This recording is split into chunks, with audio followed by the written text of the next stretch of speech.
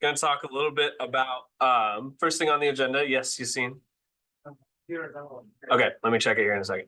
Okay, we're going to talk a little bit about the future of shirts, decals, and mugs being printed. Make sure that my captions are over here so I know my thing is going. All right, sweet. So once I get this computer working, then we can definitely okay.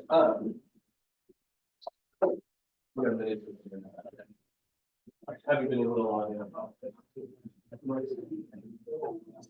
but not today. Okay. No.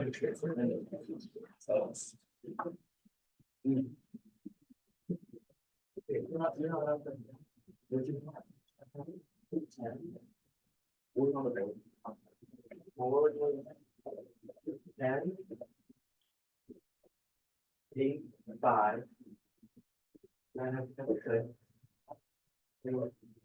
9, 7, 9, 5, 9, 6. I had 5 pair of pants, so 11 o'clock and 7.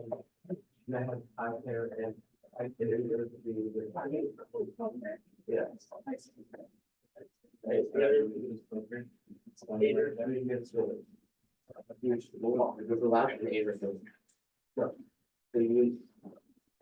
Okay.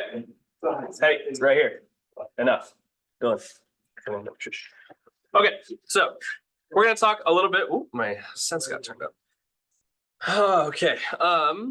We're gonna talk a little bit about how you can use these designs that you're starting to create here. Now that we're getting some more of our basics covered, you can start experimenting a little bit more with your creativity, understanding how these things work. But the shirt, mug, and decal is the ultimate end goal for Graphic Design 1. It's an actual physical product that you're going to be able to hold in your hands.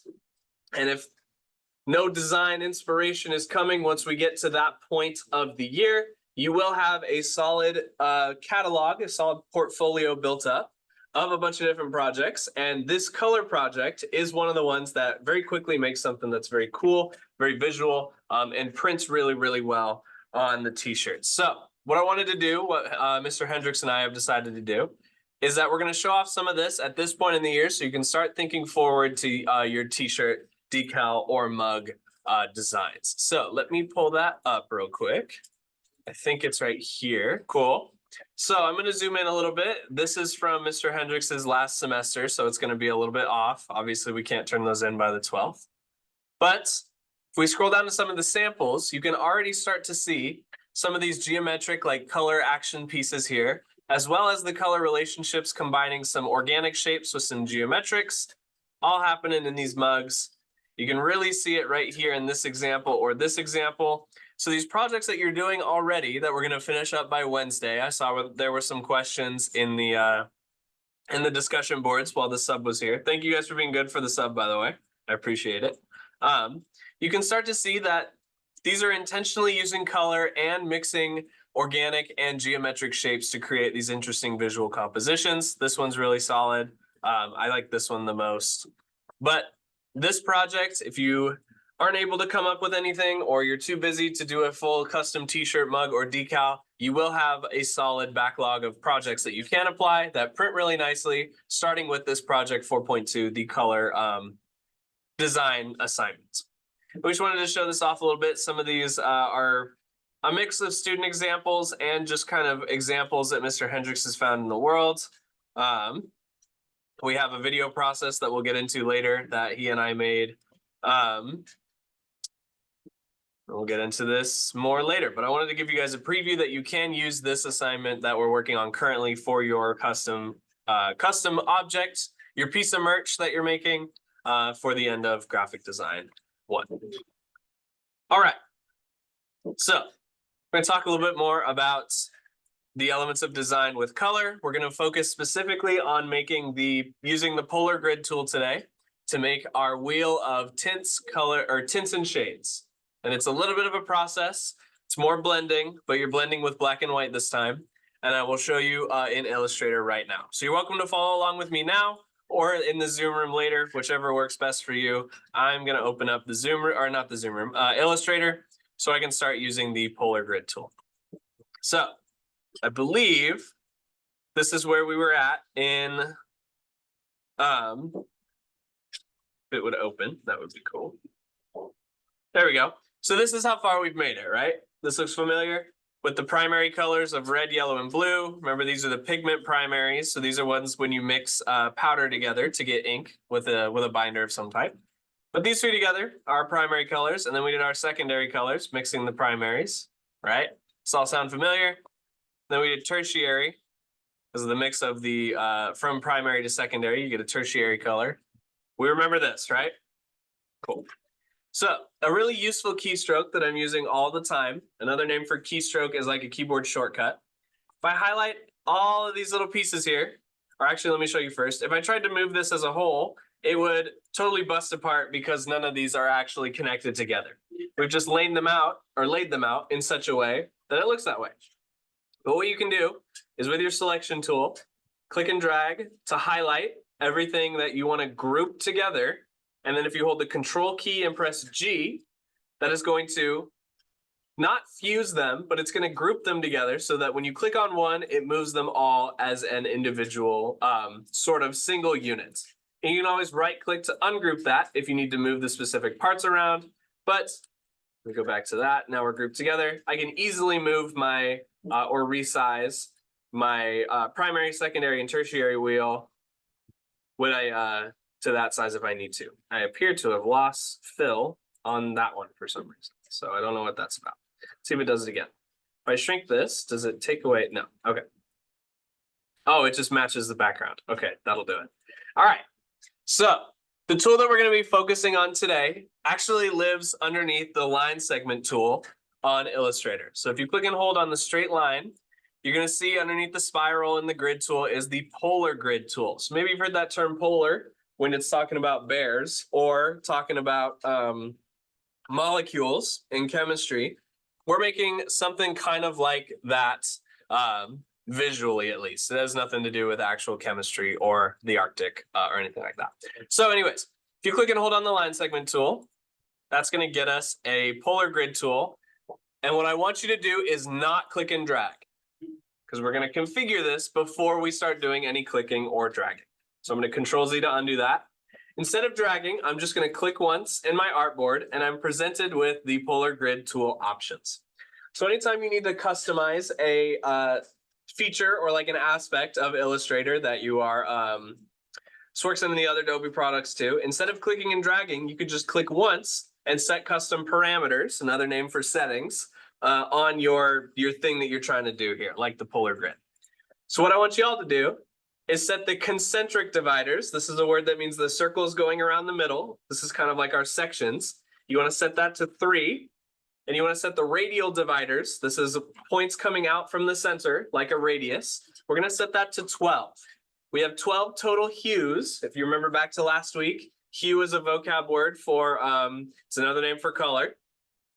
We have 12 hues because we have 3 primary, 3 secondary, and 6 tertiary.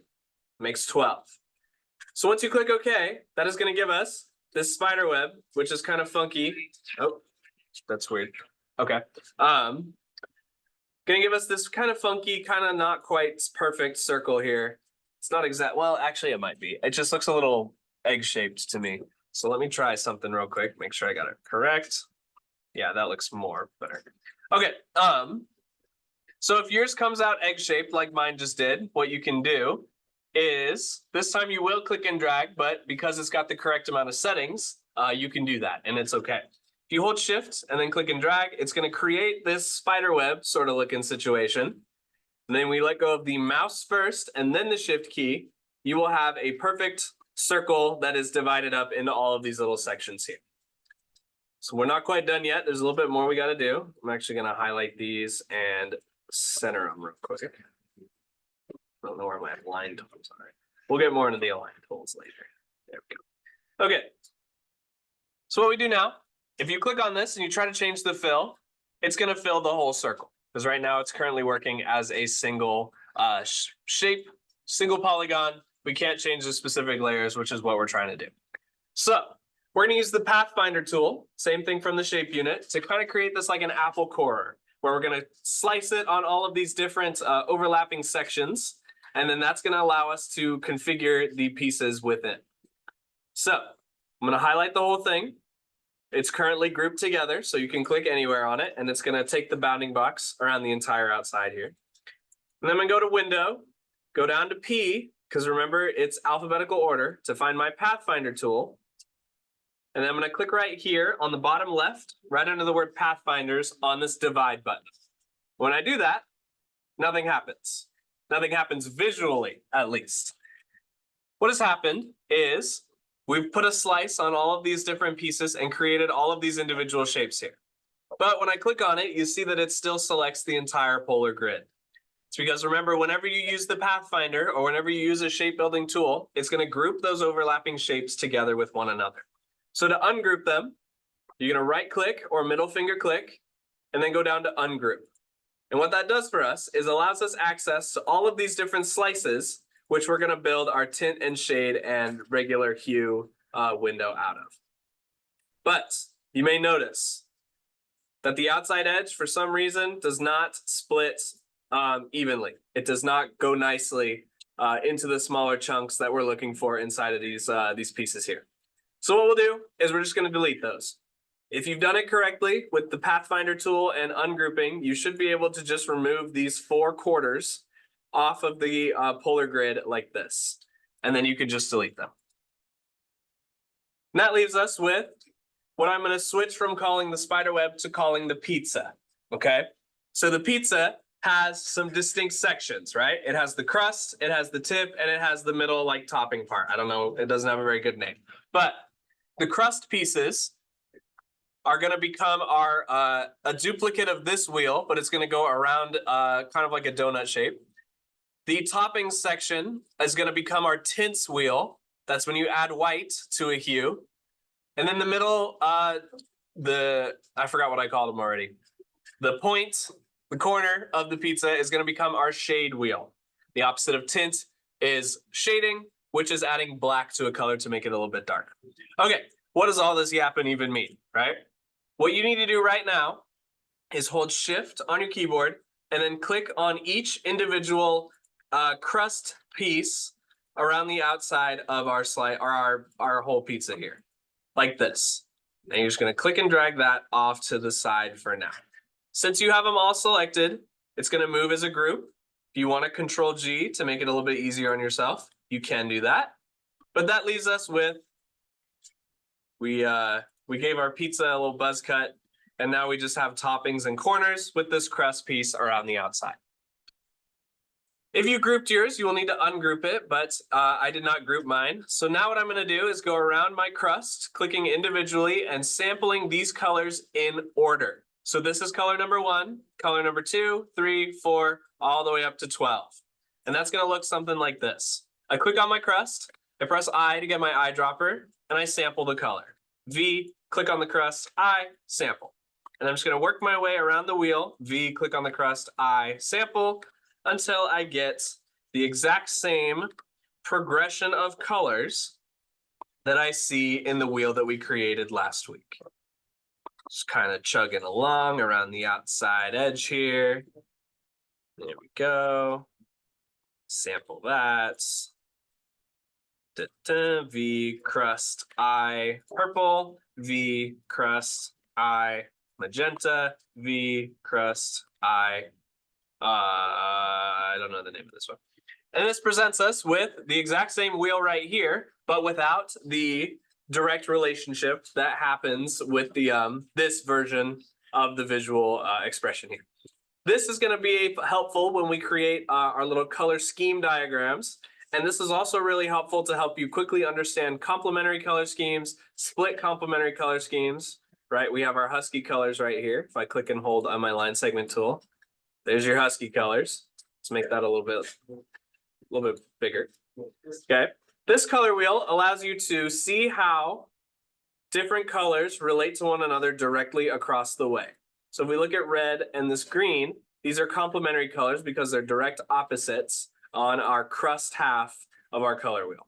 So we do kind of the magenta and kind of the gold, or if we do the blue and the orange for Boise, among other things, right? This color wheel helps you identify different types of schemes, and we'll get into some different types of schemes later.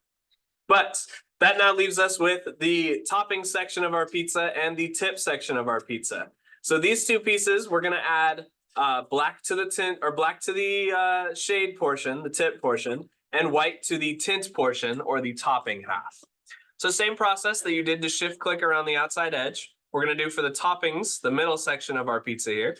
We're gonna shift click, click, click, all the way 12 times through our toppings half of our pizza, and then just click and drag that. Oh, that's not what I wanted. It didn't do what I needed to. So once I have them all selected, let go of the shift key, it's gonna remain selected. I'm gonna click and drag so that now we're getting kind of pineapple ring territory.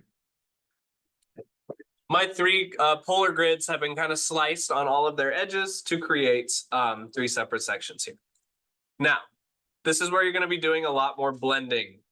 I'm gonna go 3 at a time since it's a little bit easier to understand, but I'm gonna pull, alt drag some duplicates off to the side like this. And since graphic designers are very efficient workers, since I've already pulled these off, I'm gonna highlight the 3 of them and alt drag a copy, but on the copies, I'm gonna set their fill to white. What you can also do in Illustrator is anytime you double click on a shape, you'll enter what's called an isolation mode. You can tell because you have this blue bar across the top. You can see how my thing that kind of turns the rest of the artboard into like a template, something similar to a template. If you ever want to get out of that, you can hit escape, or you can double click anywhere in the gray space, or you can even go back with these arrow keys, yada, yada, whatever. All right, I'm gonna double click on this and set the fill to white on all 3 of these. You can do this multiple at a time by shift clicking. I caps lock clicked. Okay, set that fill to white. And then we're gonna blend these colors across one at a time. So hold shift to click on the first red hue and then the white corresponding slice of like the crust section. You're gonna go object, blend, make, the same way you did the first ones. Object, blend, blend options. But instead of doing 1 this time, I like to do 3 to 5.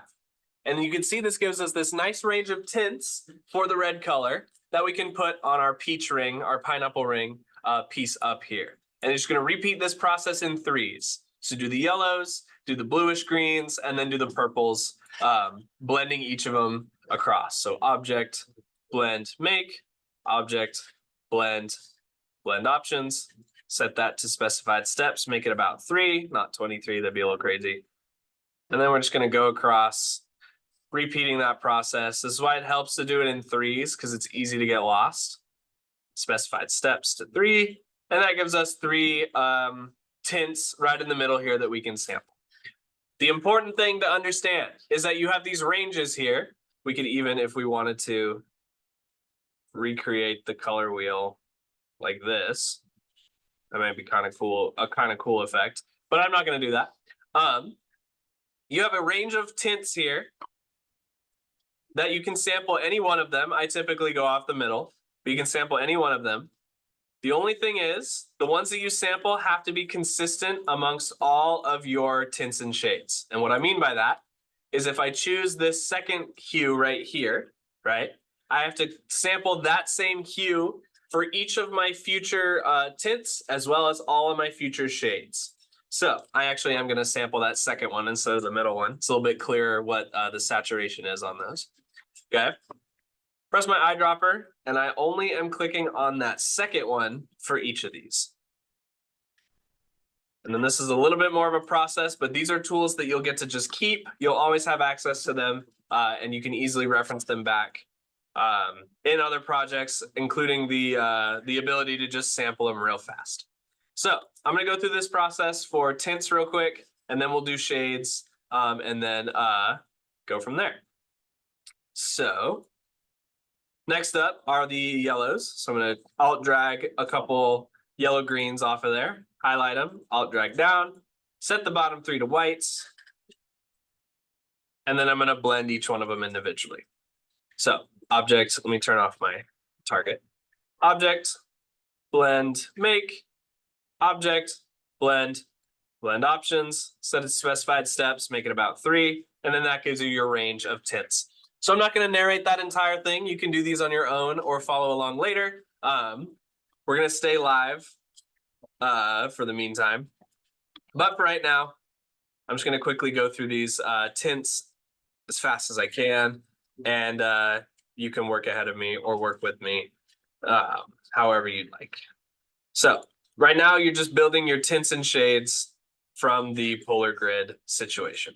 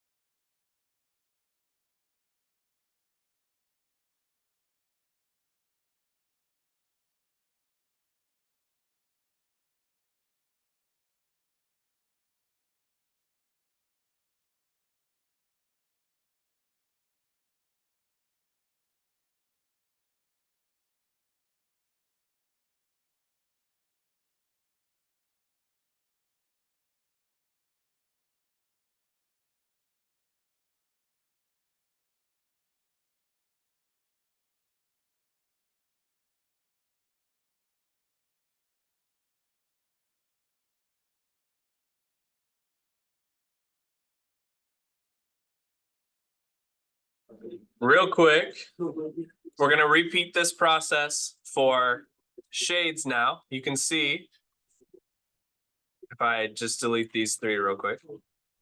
If I take the tint wheel that I just built and I drag it into here, you can see that the range of colors is just a little bit different, but still enough so that you can adjust the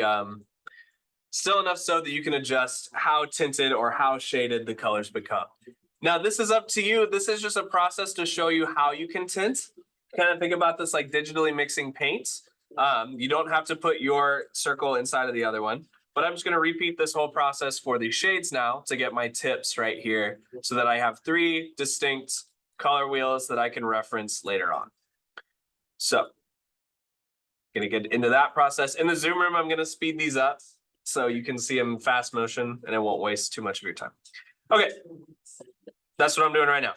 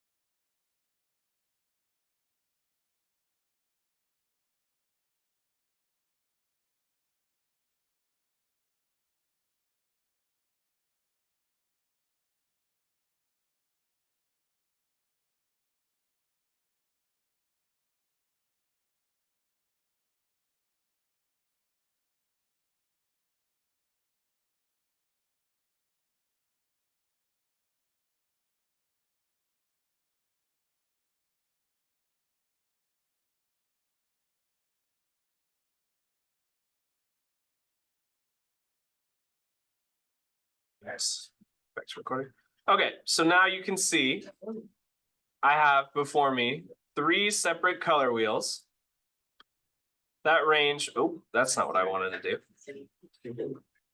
That range from the regular hue down to the tints, down to the shades. And these are all different things that I'm going to close my swatches panel so you can see it later.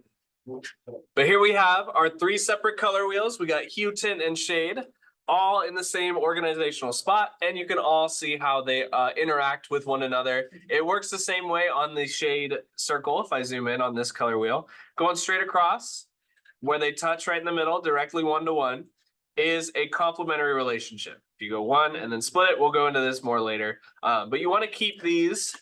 You can group them if you want to move them like nested within one another, like this. So you can highlight them, Control G, and then hold Shift. Hold Shift. Hold. Okay. Move. There we go. Hold Shift so that it stays all nice and layered within one another like that. And then these are the total number of color wheels that you'll need to make here, because this counts as 3, and then this one is the other one. Oops. You can group them now, but you don't want to just lock them in that way forever. So you can group them to move them, but then when you're done moving them, you can ungroup so you can move the different like slices of our color pizza around here, and you can access different aspects of them there. There's a lot of tongue twisting. So I'm going to speed the blending part up in the Zoom room, but it's just mixing these hues with white or black and then sampling from the same spot every time. So now you can see we've built out of our radial grid a ton of different color options from light to dark, as well as maintaining the relationships that you see from the first wheel. And these are the 2. I mean, technically there's 3 because there's 3 here and then whatever.